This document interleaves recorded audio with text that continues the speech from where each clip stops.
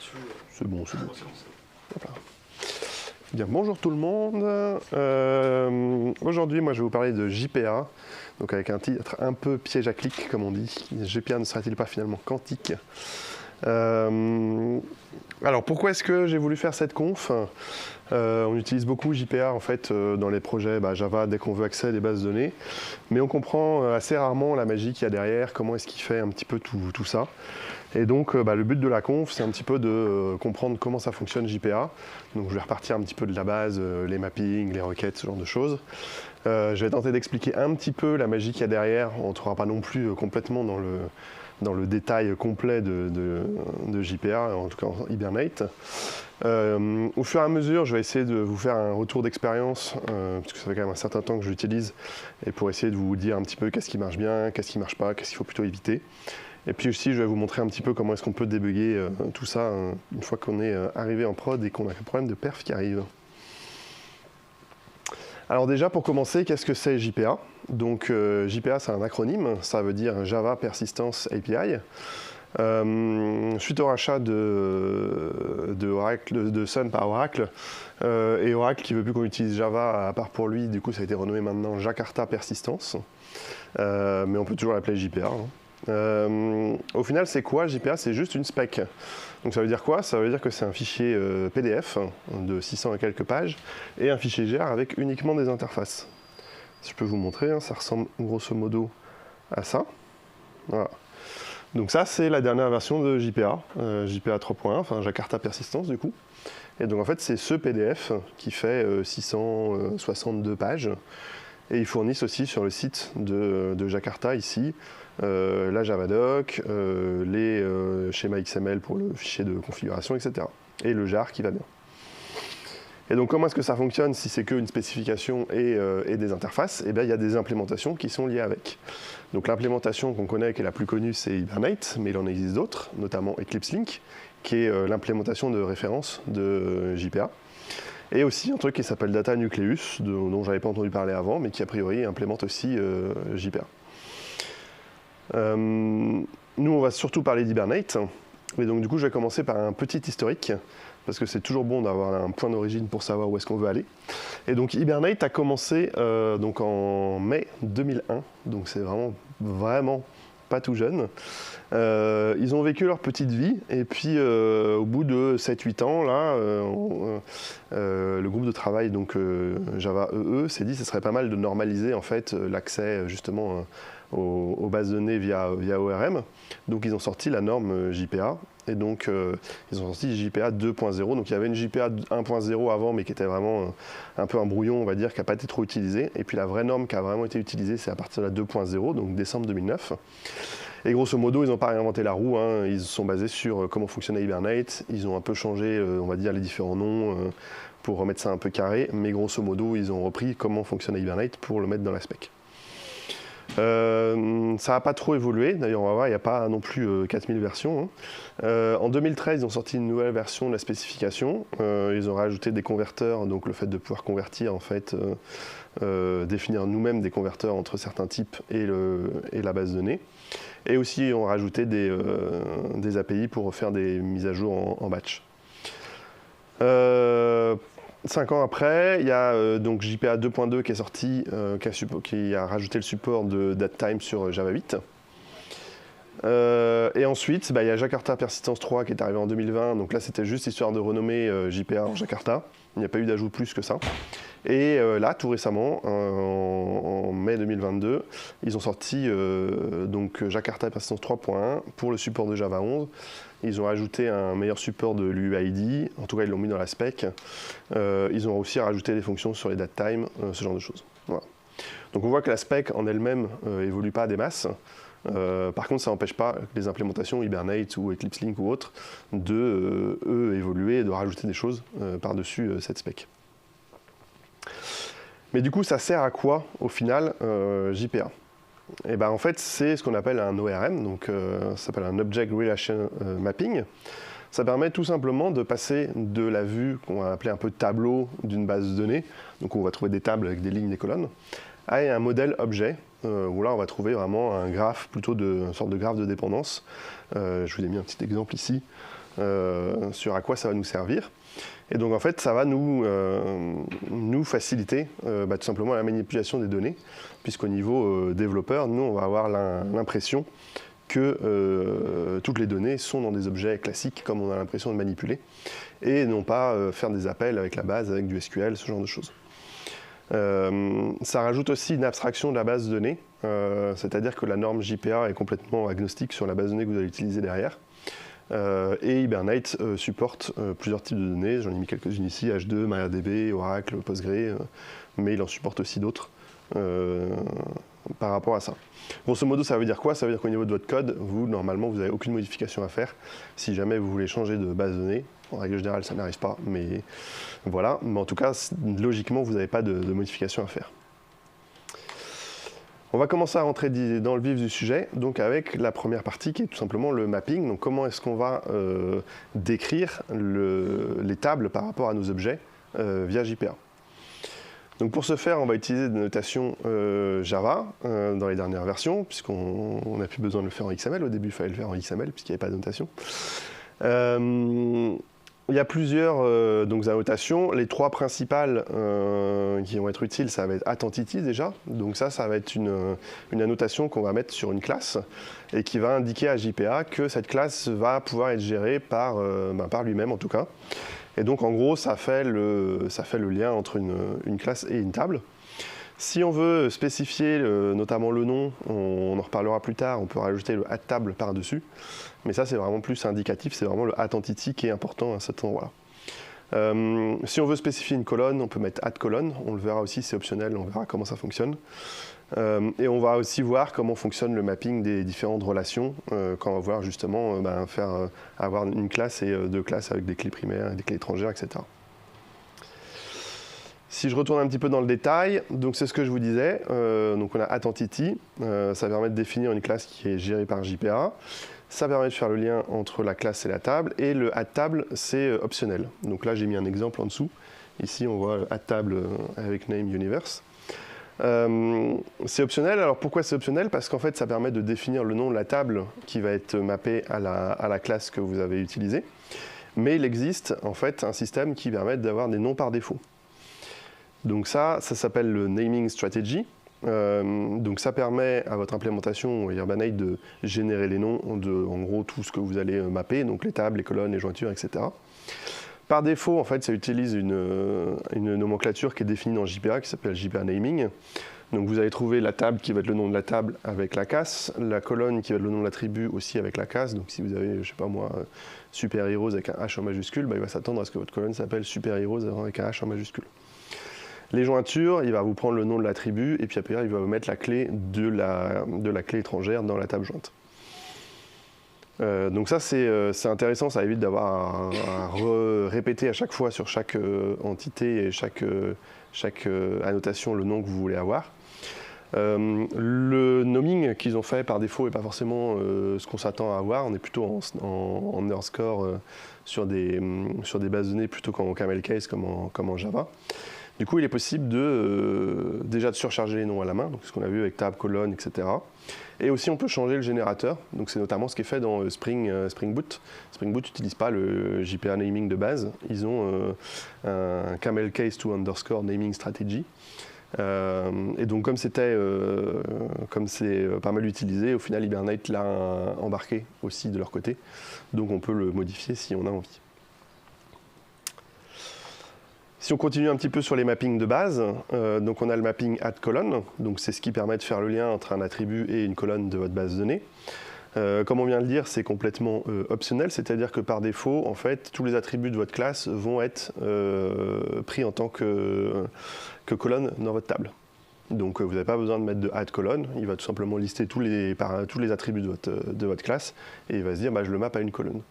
Si jamais vous ne voulez pas qu'il le fasse parce que vous voulez avoir un attribut qui est uniquement local à votre code, vous pouvez utiliser @transient pour désactiver ce système-là. Et donc ça fonctionne sur tous les types primitifs de Java, donc int, booléen, ce genre de choses, aussi string, tout ce qui est date et les enums. Et alors les enums, c'est pareil, il y a aussi une petite subtilité, c'est-à-dire que par défaut, dans la base, il va enregistrer la position de l'enum que vous avez mis, et il y a un moyen de lui dire d'enregistrer la string si c'est ça qui vous intéresse, ce qui est un peu plus pérenne, parce que notamment si vous faites un peu de refactoring de votre enum, et que vous changez l'ordre dans votre enum, ben, au moins ça va rester, ça va continuer à fonctionner. Un mapping aussi qui est obligatoire sur une entité, c'est le @id. Donc ça va tout simplement indiquer à JPA l'attribut de clé primaire. C'est obligatoire, hein, vous aurez une erreur au démarrage si vous n'avez pas de @id sur votre entité. Si jamais vous voulez générer la clé primaire, vous avez plusieurs façons de l'indiquer. Donc vous avez le @generated_value ici. Et vous pouvez, en paramètre, dire soit c'est généré depuis la base de données, par exemple si vous avez un auto-increment ou une séquence, ce genre de choses.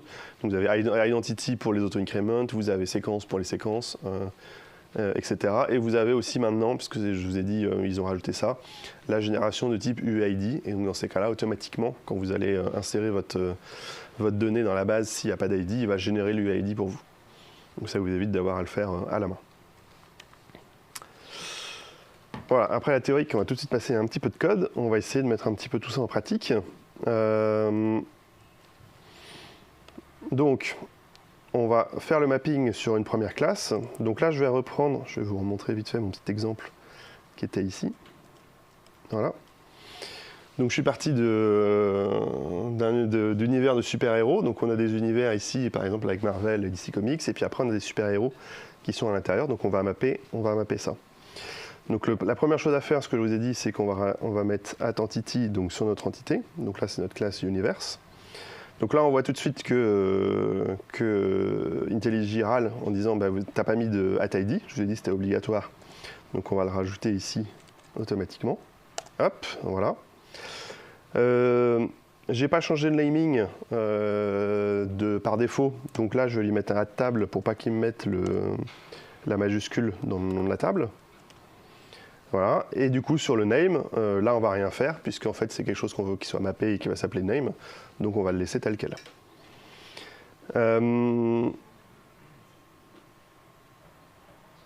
Avec JPA, donc la configuration, ça vient avec un fichier XML, donc ça c'est pas quelque chose qu'on voit avec Spring Boot, parce qu'en gros, ils se débrouillent pour venir mettre ou créer le contenu de ce fichier XML à la volée. Mais en gros, si on utilise juste JPA de base, on a besoin d'un fichier XML pour la configuration qui va lister toutes les entités ici. Il ne va pas faire de class path scaling comme avec Spring Boot. Et puis toutes les propriétés qu'on a besoin, donc l'accès à la base de données, et puis ici après on verra les choses pour un peu débugger. Donc voilà pour la configuration de base. Hop, si je reviens, j'en étais. Voilà. Donc là, ça va être un petit peu limité si on peut faire que des classes une à une. Donc après, on va voir un petit peu au niveau des relations. Donc j'ai un peu étoffé l'univers associé à tout ça pour mettre 3 types de relations qu'on va pouvoir retrouver dans une base de données. Donc une relation dite 1 étoile, donc sur un univers, je reviens par là. Sur un univers, on va pouvoir avoir plusieurs super-héros. Une relation 1-1, c'est-à-dire qu'on va avoir une personne liée à un super-héros. Et après, une relation étoile-étoile, parce que dans un film, on peut avoir plusieurs super-héros, et un super-héros peut être dans plusieurs films. Donc comment est-ce qu'on va faire tout ça? C'est pareil, on va trouver des annotations qui vont permettre de le faire. Donc la plus simple, c'est la one-to-one, qui vont permettre de lier deux classes l'une avec l'autre. Comment est-ce qu'on fait? Dans la première classe, on vient tout simplement mettre ici un attribut avec le nom de la deuxième classe. Et on vient lui mettre l'annotation @one-to-one. À partir de là, lui, il va savoir qu'on veut faire une relation entre les deux classes. Si on veut spécifier le nom de la colonne, on va utiliser le @join_column, comme on utilisait le @colonne dans un attribut simple. Si on veut aussi mettre la relation qu'on appelle la relation inverse, c'est-à-dire que dans la classe personne, faire le lien vers le super-héros, on peut le faire aussi, et dans ces cas-là, on va spécifier en fait ici via le map_by, l'attribut map_by de l'annotation, que c'est l'attribut personne dans la classe de destination qui va venir mapper en fait ce lien-là. Pourquoi est-ce qu'on parle de relation inverse? Parce qu'en fait, techniquement, dans votre schéma de base de données, c'est bien sur la classe, enfin la table en l'occurrence, mappée sur super-héros, que vous allez avoir une colonne dans laquelle il va y avoir votre clé étrangère avec l'ID, avec le person ID ici, qui va correspondre à l'ID de votre clé. Donc ça, c'était pour le plus simple. Dans la même veine, on va trouver le one-to-many, many-to-one. Donc ça, c'est quand vous allez devoir faire un lien 1 étoile. Pour ce faire, on va utiliser d'un côté, comme on l'a fait, la classe directe, puisque là on va avoir le lien entre un super-héros et un univers. Et si dans les univers on va avoir la liste de tous les super-héros, là on peut aussi faire une relation inverse. Et dans ces cas-là, on va utiliser les collections Java classiques, list ou set, pour avoir la liste des super-héros dans l'autre côté. Et enfin, on va retrouver le many-to-many, qui là va permettre de faire justement un lien de plusieurs de chaque côté. Donc là, on va se retrouver avec une collection de chaque côté. On voit ici par exemple un set de super-héros dans la classe movie et un set de movie dans la classe super-héros. On va utiliser l'attribut @many-to-many et on va utiliser le add_join_table pour spécifier en fait comment est-ce qu'on va faire la relation, puisque du coup en SQL ça va se traduire par une table d'association dans laquelle on va trouver deux colonnes avec l'ID d'un côté donc de movie par exemple et l'ID de super-héros de l'autre côté. Et pareil, on va trouver une relation principale et une relation inverse. Ça va être uniquement au niveau de JPA, puisque pour que lui puisse faire son lien, il va falloir mettre la relation dans une des deux listes. Donc soit dans la classe movie, vous allez mettre la liste des super-héros, soit dans le super-héros, vous allez mettre la liste des movies. Mais en fait, ce que lui il va utiliser pour persister, c'est qu'il va les regarder dans la relation principale. Donc en fait, tout ce qui va l'intéresser, lui, c'est en gros les super-héros que vous allez mettre dans la liste de movies. Et c'est ça, avec ça qu'il va utiliser pour enregistrer derrière dans la base de données. L'autre, c'est juste pour vous, si vous allez récupérer un super-héros, il va automatiquement vous mettre dans la liste des movies, du super-héros. Mais c'est pas ça qu'il va utiliser pour persister. C'est pour ça qu'il y a cette notion aussi de relation inverse. Voyons un petit peu ça au niveau du code, ce que ça donne. Donc, on va ouvrir notre... on est bon. Donc là, on va rajouter une liste de super-héros dans le universe. Donc, alors, ça fait 4 ans que je fais du Kotlin, donc des fois, si vous voyez des trucs... super-héros, qu'on va appeler super-héros. Voilà. Et donc, du coup, là, on va rajouter un one-to-many pour lui dire qu'on veut faire la relation. Et donc on va lui dire, donc là comme on l'a vu dans les slides juste avant, c'est au niveau physique, donc dans votre table, c'est bien dans super-héros vous avez un lien vers le universe. Donc là on écrit la relation inverse, donc on va lui dire que ça va être mappé par le universe qui est dans super-héros. Et donc du coup si on ouvre super-héros, il va falloir ici qu'on rajoute un universe pour faire la relation principale. Donc là on va faire ça. Et là, on va lui dire que c'est un many-to-one. Voilà. Et donc, il n'y a pas besoin de faire plus que ça. Après, JPA va se débrouiller, on va dire, comme un grand pour faire tout ça. Je regarde un petit peu mes notes. On a aussi le one-to-one. Donc, dans personne, ici, on va pouvoir mapper le super-héros. Et dans le super-héros, on va pouvoir mapper la personne. Donc, si on va pouvoir rajouter ici une personne, et on va pouvoir mettre ici un one-to-one. Et du coup, dans la personne, ici, on a bien notre one-to-one qui pointe vers super-héros, et comme c'est la relation inverse, on lui dit que c'est mappé par l'attribut de l'autre côté. On est en Java, donc c'est les getters et les setters qui sont utilisés pour venir mettre les données, donc il ne faut pas oublier de rajouter les getters et les setters au fur et à mesure. Ici, ils étaient déjà bons. Voilà. Et du coup, maintenant que j'ai rajouté l'univers, je peux aussi décommenter ça dans le constructeur. Je ne l'ai pas noté dans les slides, mais il faut toujours un constructeur par défaut, parce qu'en fait, ce que va faire JPA, c'est qu'il va vous créer une classe vide, et après, il va utiliser les getters et les setters pour mettre ses données. Donc, il faut toujours un constructeur par défaut, et après, vous pouvez rajouter les constructeurs que vous voulez. Toc, toc, toc. Et dans Super Hero, on va faire le lien vers les movies avec le many-to-many. Donc, private set de movies. Hop. Et donc là c'est pareil, c'est dans movie qu'on a ici la description de nos super-héros. Donc là on définit la table super-héros, la colonne de jointure et avec la colonne de gauche et la colonne de droite. Si on regarde un petit peu au niveau SQL, donc là je ne l'ai pas précisé, mais en gros avec Hibernate vous avez un mode qui vous permet de créer automatiquement vos tables et de faire les modifs qu'il y a à faire si besoin. C'est clairement pas conseillé, même par Hibernate, de faire ça en production, déjà parce qu'en règle générale c'est pas votre appli qui a les droits de modifier le schéma de base de données.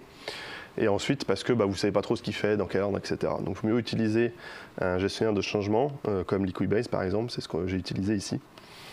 Donc là on voit que j'ai écrit moi-même à la main la création des tables, des personnes, ce genre de choses, les différents liens, etc. Donc là on retrouve la table univers, la table personne, la table super-héros, la table movie, la table movie super-héros qui permet de faire le lien entre les deux justement, le many to many.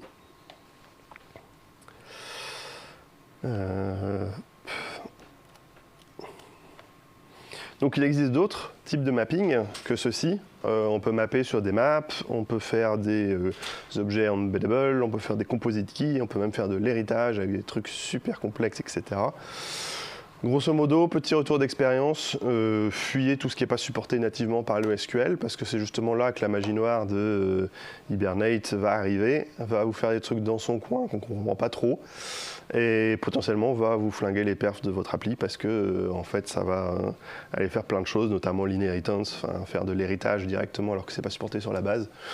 En règle générale, vous pouvez vous en sortir différemment. Vous écrivez peut-être un petit peu plus de code, mais au moins tout le monde comprend, c'est clair, vous pouvez débugger. Voilà, donc ça c'est petit conseil retour d'expérience. Normalement, avec juste ce que je vous ai mappé sur le mapping juste avant, juste ce que je vous ai montré, il y a moyen de faire tout ce qu'on a besoin de faire dans une appli classique. Donc tout ça c'est pas mal, on a vu comment faire le mapping. Maintenant, ce qui va être intéressant, c'est de voir comment est-ce qu'on va manipuler nos différentes entités. Donc pour ça, JPA arrive avec une API. Et cette API va utiliser ce qu'on appelle un contexte de persistance contexte. Donc si vous avez déjà travaillé un peu Hibernate, vous avez pu entendre parler de la session Hibernate. Donc en fait c'est la même chose, hein. C'est juste qu'en JPA ils l'ont appelé Entity Manager. Donc c'est juste en fait une sorte de conteneur qui va contenir toutes les entités que JPA va avoir récupérées depuis la base de données et qui va être en train de manipuler.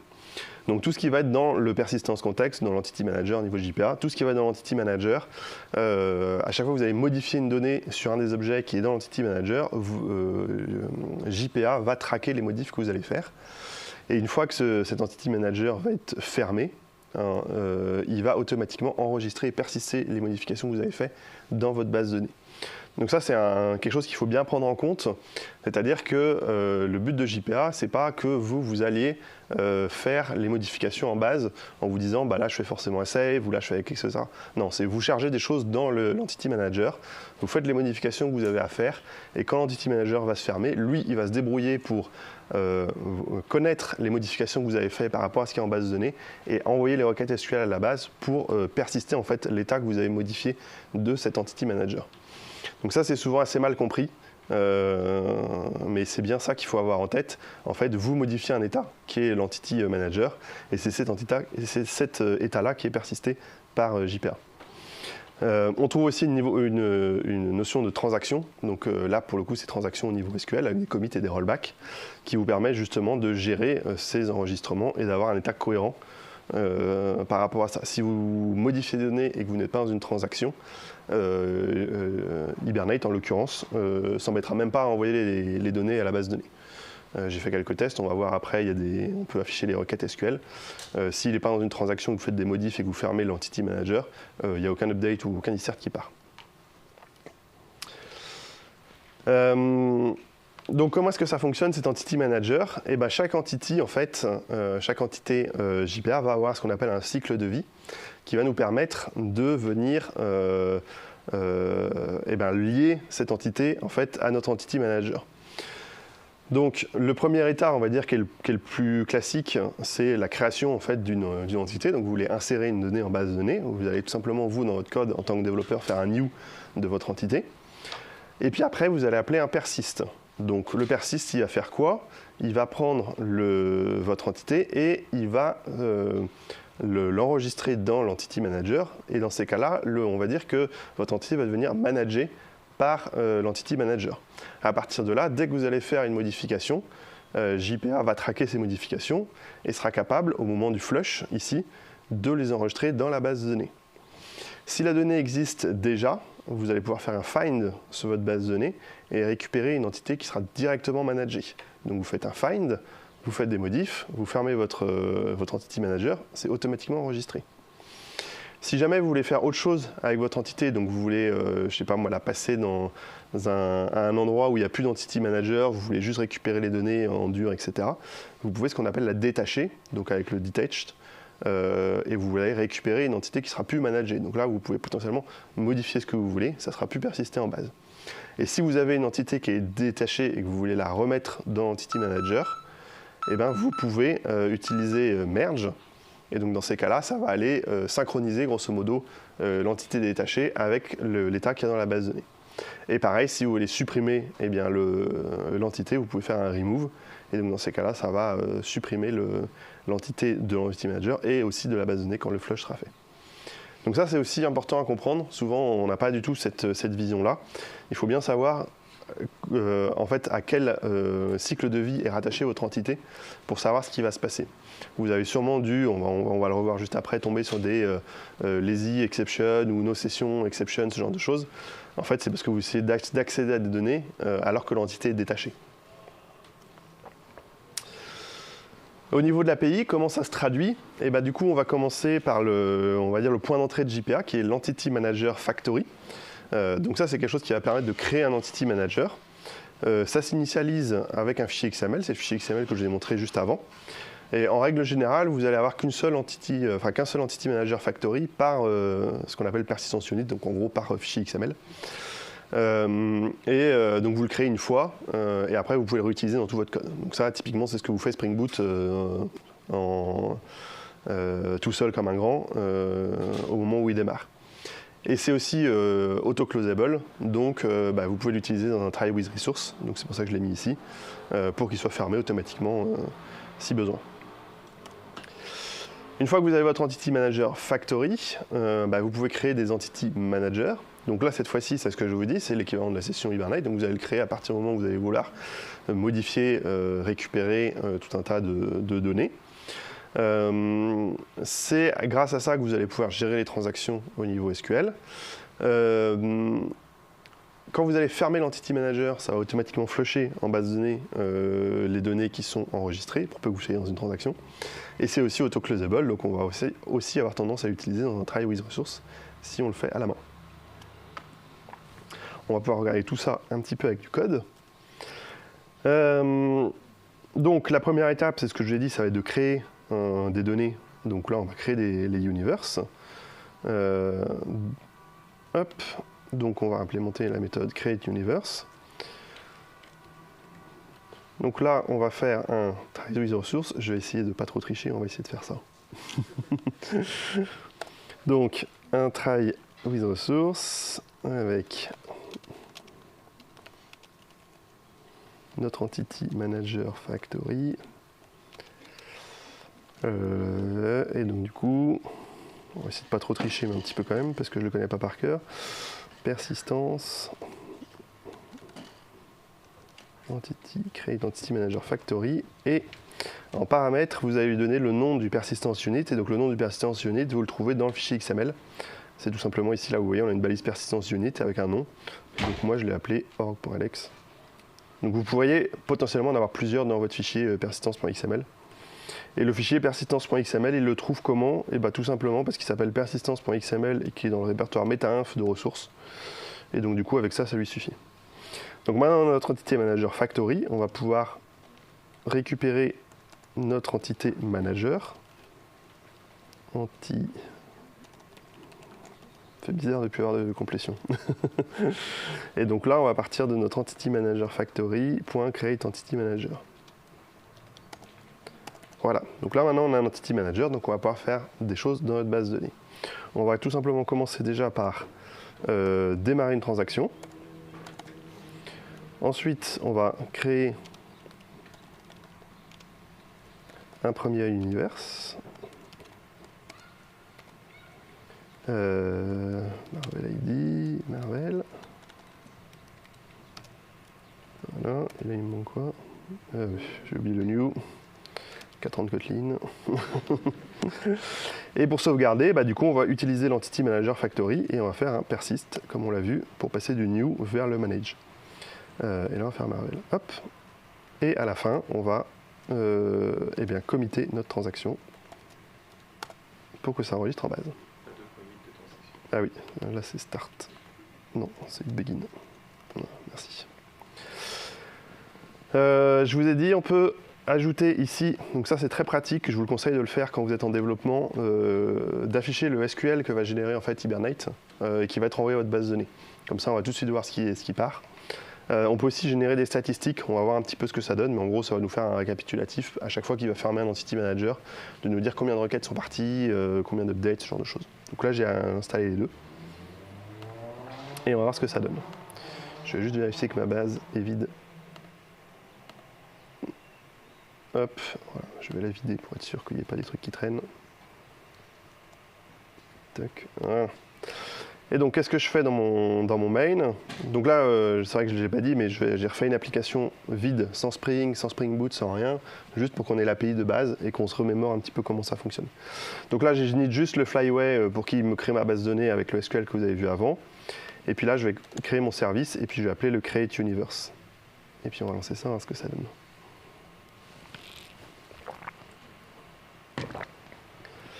Hop, si on regarde un petit peu ce qui s'est passé, on voit qu'il y a une requête qui est partie, qui a fait un insert to universe. Et on voit ici, c'est l'impression des statistiques. On voit le temps qu'il a passé, qu'il a acquis une connexion JDBC, le nombre de nanosecondes dans le cache, ce genre de choses. Donc ça peut être pas mal aussi pour débugger ces différentes choses. Donc voilà un petit peu pour la création. Pareil, rien de bien sorcier à ce niveau-là.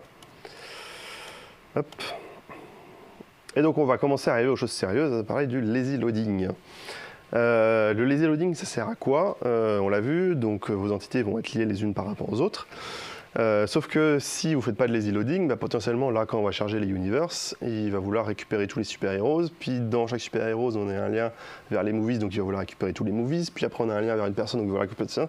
Et au final, si vous chargez l'entité de base, potentiellement vous chargez toute votre base de données en mémoire. Donc pour éviter de faire ça, on a la notion de lazy loading. Ça veut dire quoi? Ça veut dire que quand vous allez charger une entité, eh bien, toutes les collections, donc tous les many-to-one ou one-to-many, ne vont pas être chargés instantanément. Ils vont être chargés uniquement quand vous allez appeler la collection. Et là, il va refaire une requête en base de données pour aller chercher les données. Ça va permettre justement de casser ces différents liens les uns par rapport aux autres. Dans JPA, il n'y a pas de consigne sur comment faire au niveau de l'implémentation. Donc Hibernate et Eclipse Link font pas pareil. Hibernate utilise un proxy au runtime. Donc en fait ce qu'il va faire, c'est qu'il va prendre votre classe, il va à l'exécution en faire un proxy, remapper toutes les méthodes qui sont dessus, et quand vous allez appeler le get sur votre collection, plutôt d'appeler directement la collection, vous allez d'abord taper sur le proxy Hibernate qui va aller lui faire la requête et après vous renvoyer la collection. On verra que ça amène quelques choses à prendre en compte par rapport à ça. Eclipse Link, eux, ils ont carrément modifié le bytecode, donc ils prennent votre bytecode et ils l'injectent directement dans votre classe. Donc vous n'avez pas de proxy, mais par contre le code qui est exécuté, ce n'est pas le code que vous avez en fait dans votre getter. Il y a des avantages et des inconvénients dans les deux. Le lazy loading, c'est activé par défaut sur toutes les relations many. Donc dès que vous avez un one-to-many, un many-to-one, c'est sans lazy loading. Vous pouvez l'activer sur un one-to-one uniquement si le champ est not nul. Donc ça forcément c'est une spécificité Hibernate puisque ça vient du proxy. Comme je vous l'ai dit, en fait, Hibernate vous fait un proxy donc de vos données. Au moment où vous allez faire votre getPerson ici, ça veut dire quoi? Ça veut dire que quand vous êtes sur du one-to-one, dans Person, ici il y a déjà forcément un proxy pour que quand vous allez faire mon getPerson.getName, ça fonctionne en fait. Sauf que si la colonne est nullable, au moment où vous allez faire votre getPerson, il faut forcément que ça retourne nul. Sauf qu'il y a déjà un proxy dedans pour pouvoir faire justement l'appel en lazy loading.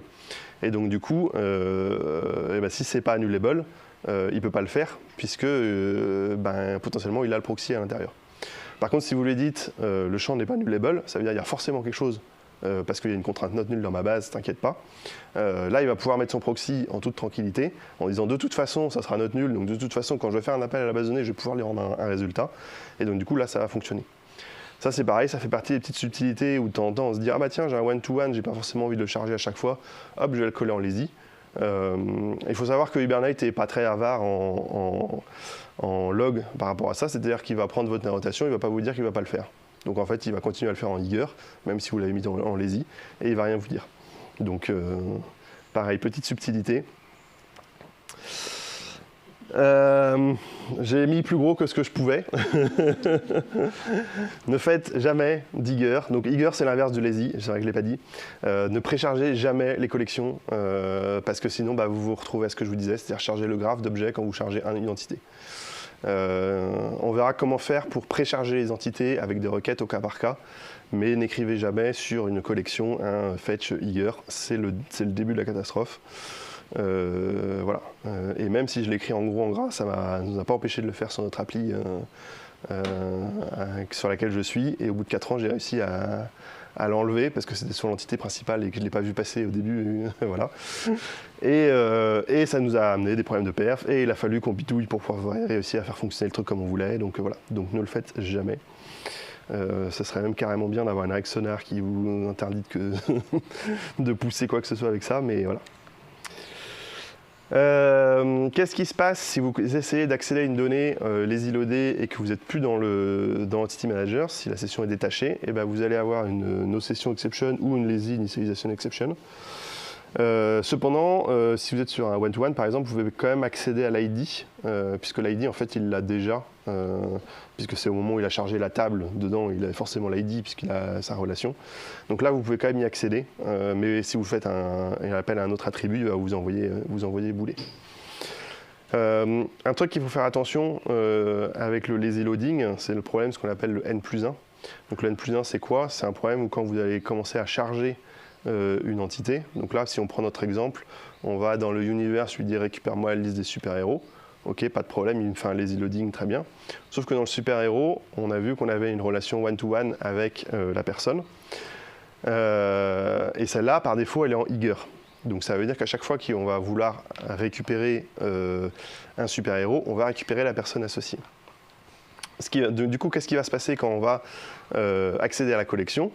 Eh ben, Hibernate va refaire une requête en base pour récupérer le lazy loading de tous les super-héros. Et puis on va boucler sur tous les super-héros et là il va se dire ah bah attends, en Eager j'ai besoin d'avoir la personne, et donc du coup il va nous refaire une requête, mais cette fois-ci il ne va pas faire une requête qui va nous lister tout d'un coup, il va nous refaire une par une les requêtes pour chaque super-héros pour récupérer la personne. Et donc c'est là où on se retrouve à se dire ah bah attends, en fait je voulais juste charger une liste de super-héros, et bah du coup j'ai une requête pour avoir la liste et X requêtes, c'est vrai qu'on parle de N+1 par rapport au contenu de ce qu'on avait dans la liste.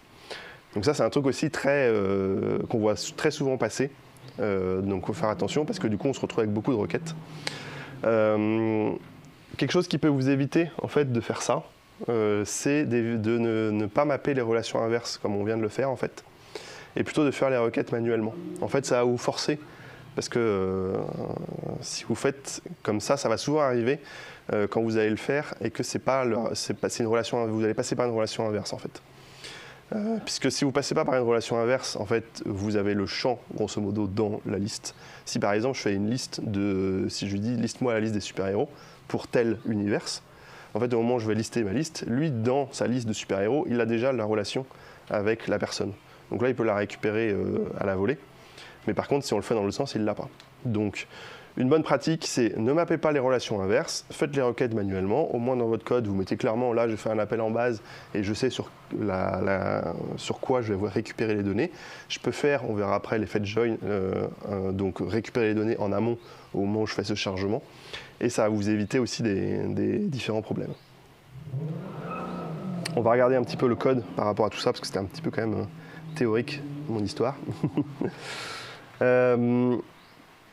Donc là, on va revenir ici, on va récupérer un univers. Donc hop, on va récupérer, donc là je vous ai dit, faites l'Entity Manager Factory une fois, mais dans le cas de notre test, on va le récupérer parce que ça ira plus vite quand même. et c'est plus visible.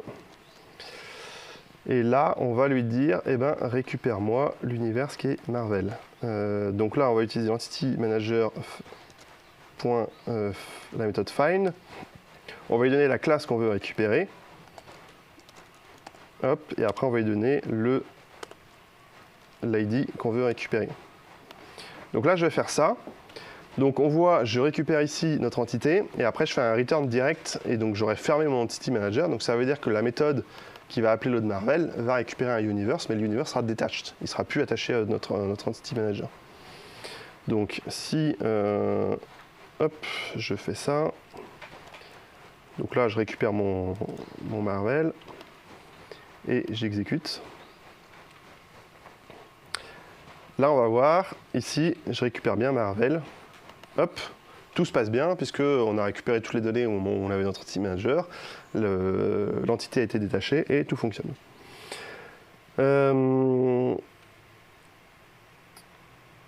Hop, si on regarde un petit peu au niveau requête SQL, ce que ça donne, on arrive ici. Donc là, pas de souci, ça fonctionne. Au niveau du lazy loading, hop, on va du coup rajouter des données, on va rajouter on va essayer de hop, on va rajouter des super-héros, donc on va passer ici. Normalement, je me suis pas trop mal débrouillé. Voilà, donc là j'ai rajouté des données pour créer des super-héros, donc pour que quand on fasse le point super-héros dans l'univers, on ait des données. Il faut juste que je rajoute, hop, je vais prendre mon anti-sèche, que je rajoute toutes les données que je voulais, sinon ça ne marchera pas. Voilà. Tac. Hop. Bon, le code n'est pas ultra robuste, hein, vous vous en doutez bien. Donc on va supprimer universe. Voilà. Sinon il va râler. Hop, donc du coup on va recréer les universes, on va créer les super-héros. On va déjà faire une première passe là-dessus. Croisez les doigts pour que ça fonctionne. Donc là ça fonctionne pas, donc il a bien créé mes universes, ça c'est bon. Et après il m'a dit super-héros, detach, et pourquoi il me fait ça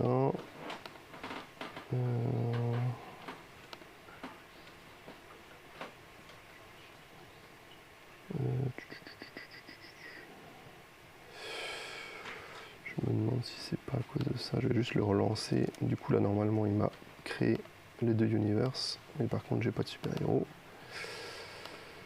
C'est ça, là je relance.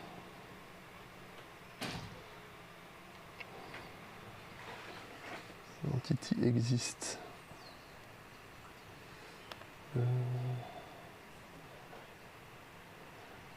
Il a réussi à me générer un... Non, c'est pas possible.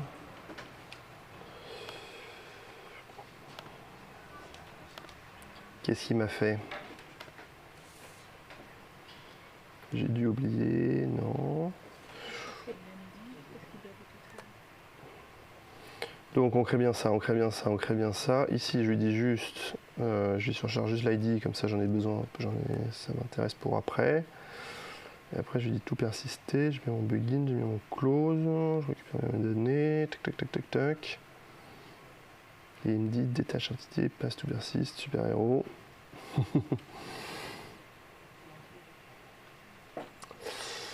Et si j'essaye sans celui-là, hop, est-ce que ça me donne quoi?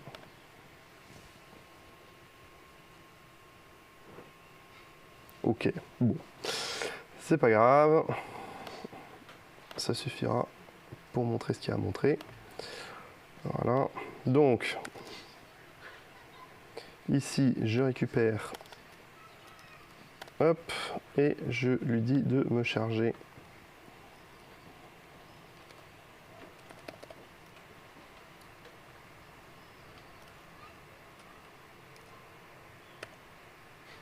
Ah, ta gueule, comment?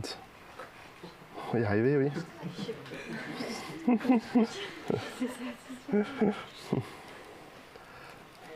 Voilà, exactement. Pourquoi non? Ah, mais il est pas content là. Je vais pas rajouter. Universe. Je vais peut-être pas remis le getter.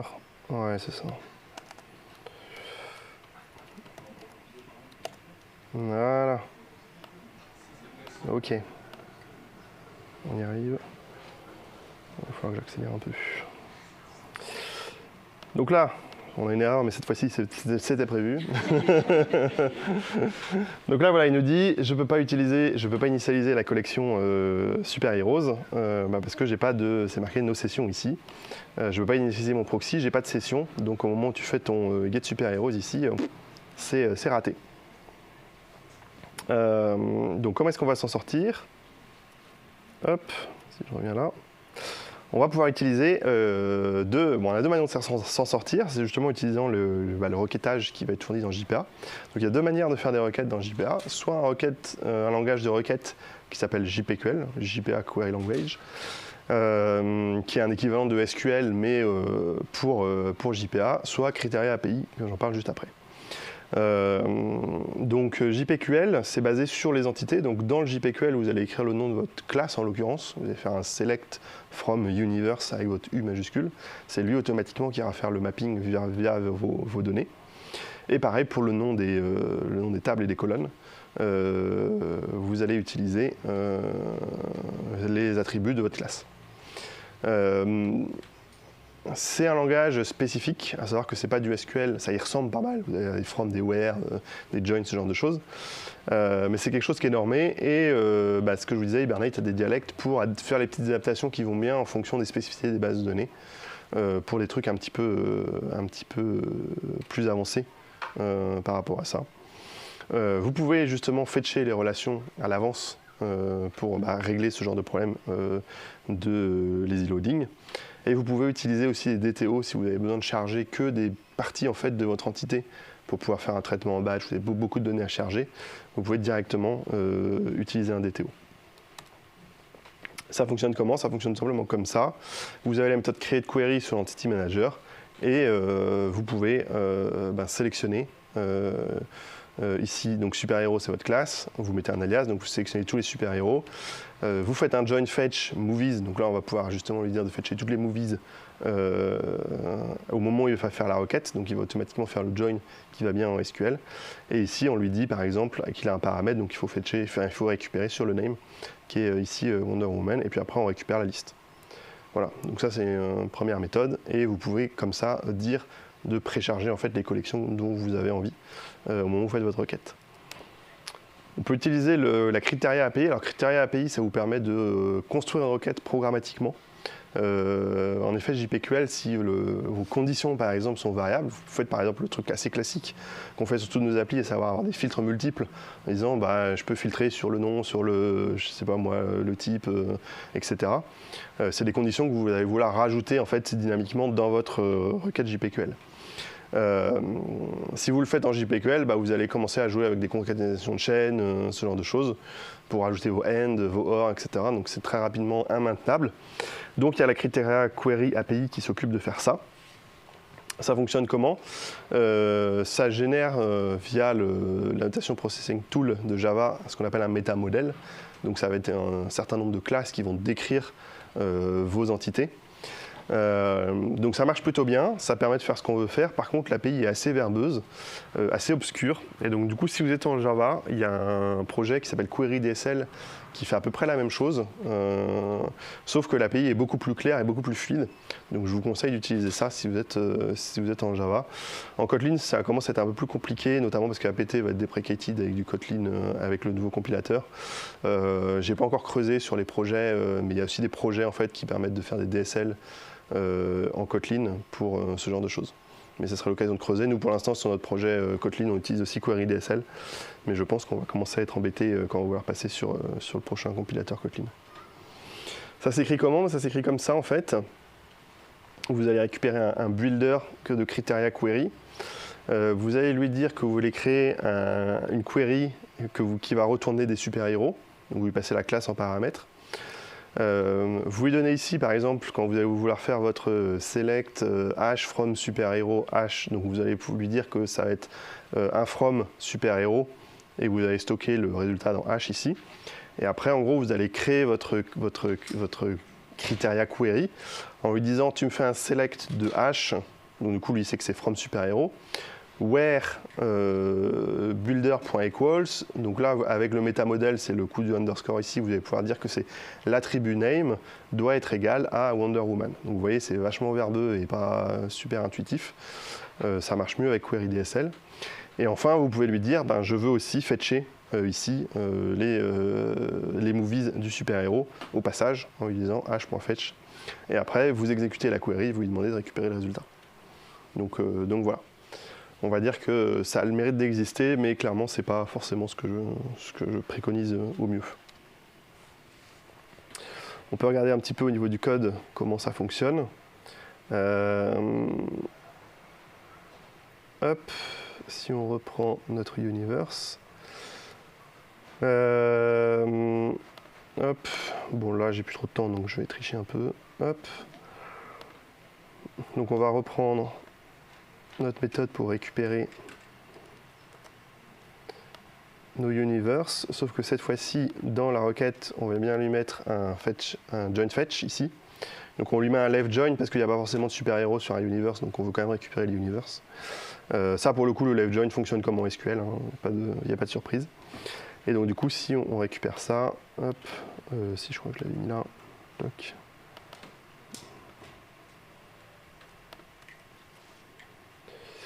Et donc du coup j'utilise ça à la place pour charger mon Universe Marvel. Je vais déjà copier. Hop. Là normalement on n'a plus de lazy loading exception. Voilà. On n'a plus de lazy loading exception, on récupère bien les deux super-héros qui étaient associés à notre universe. On peut le faire aussi en criteria query. Là normalement. Non, je ne l'avais pas fait, donc je vais juste vous le montrer, mais grosso modo c'est pareil. Hein. C'est grosso modo ce que je vous ai montré. Si vous voulez faire un left join, bah vous pouvez préciser ici dans le fetch le type de join que vous voulez faire ici, un left join, et ça fonctionne pareil. Est-ce que je vous montre à peu près tout ce que j'avais prévu? Ouais, ok. Hop.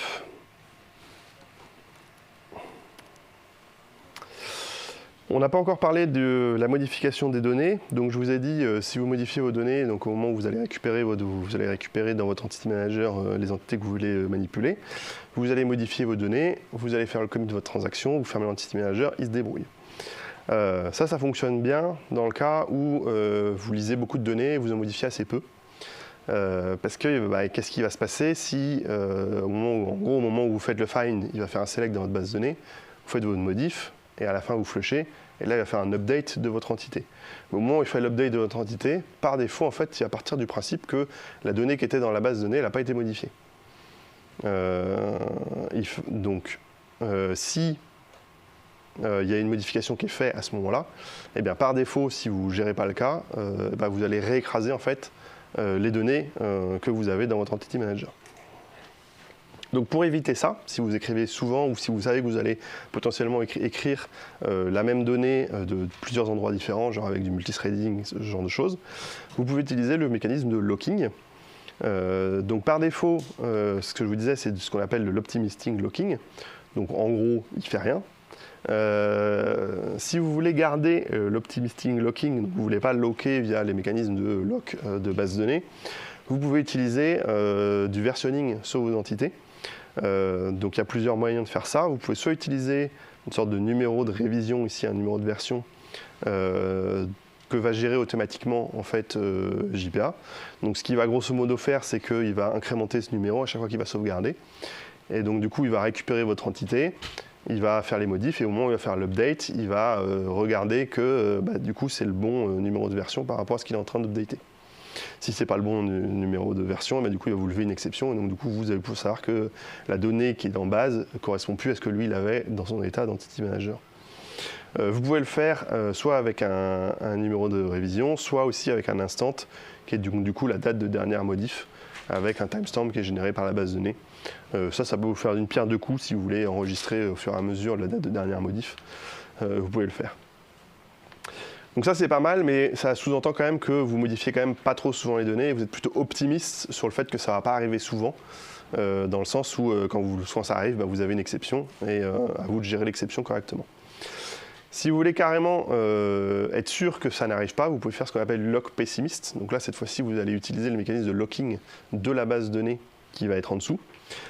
Pour empêcher en fait, les autres connexions à la base de données et aux autres données qui veulent essayer de modifier la même donnée que vous avez récupérée sur votre base de données. Donc il faut faire attention à deux choses. Déjà ça peut entraîner des interblocages si vous loquez deux choses et que vous êtes en attente que l'un débloque par rapport à l'autre. Normalement les moteurs de base de données sont assez intelligents pour détecter que vous avez un interblocage et relâcher une déconnexion, envoyer une exception. On avait utilisé cette chose de lock pessimiste sur l'appli sur laquelle je suis en ce moment, qui utilise du MariaDB. Visiblement, MariaDB, les locks en base de données, c'est un peu comme il veut. À savoir que oui, c'est bien locké, et en final, en détricotant, en fait, c'était pas locké du tout. Et bon, grosso modo, je dirais éviter les locks pessimistes avec MariaDB. J'irais même plus loin, éviter MariaDB quand vous faites des vraies applis en prod. Mais donc, grosso modo, comment ça fonctionne? Et bien, au moment où vous allez faire votre requête, vous allez tout simplement ici spécifier le type de lock. Donc là, par exemple, on lui dit que c'est un write, pessimistic write. Donc ça, c'est le lock le plus haut que vous allez mettre. Donc grosso modo, à partir du moment où vous allez locker la donnée, plus personne ne peut la lire et plus personne ne peut l'écrire. Vous avez aussi du pessimistic read. Donc ça veut dire que les gens peuvent quand même lire la donnée, mais si jamais ils veulent réécrire par-dessus, là, ils seront bloqués. Et puis après, ça va dépendre aussi de ce que supporte votre base de données. Donc là, ça a à regarder entre les différents types de lock et ce qui est supporté par les bases de données.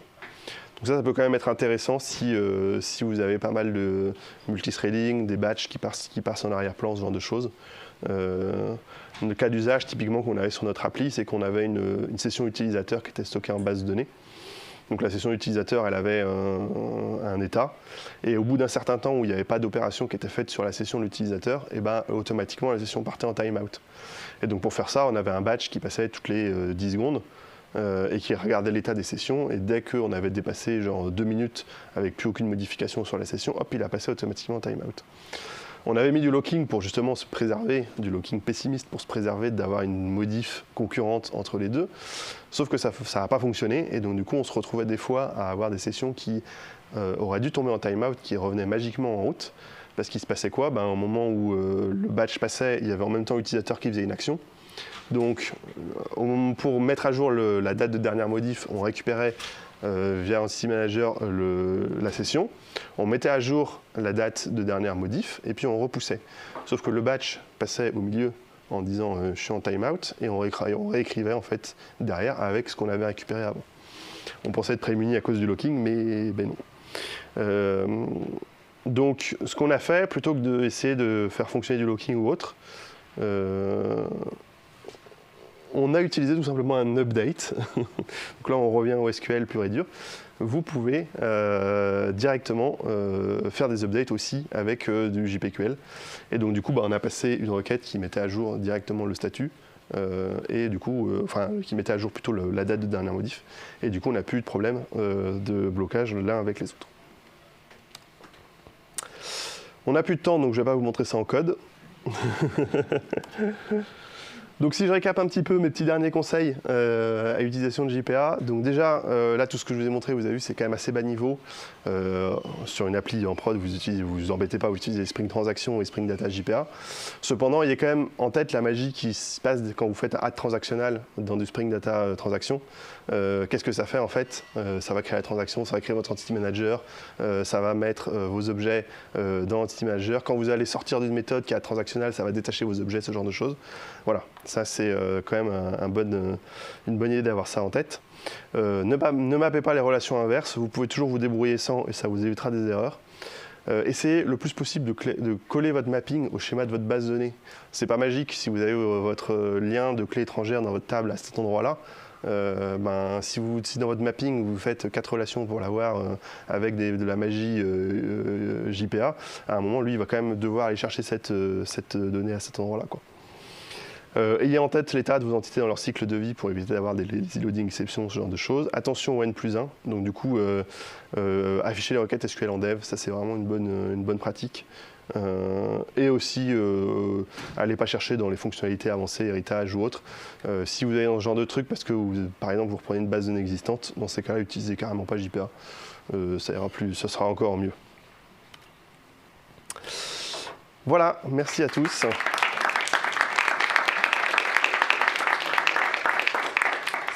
Si vous avez des questions, je suis disponible après. Si vous voulez laisser un petit avis, le QR code est là. Et comme je suis le réalisateur. Merci.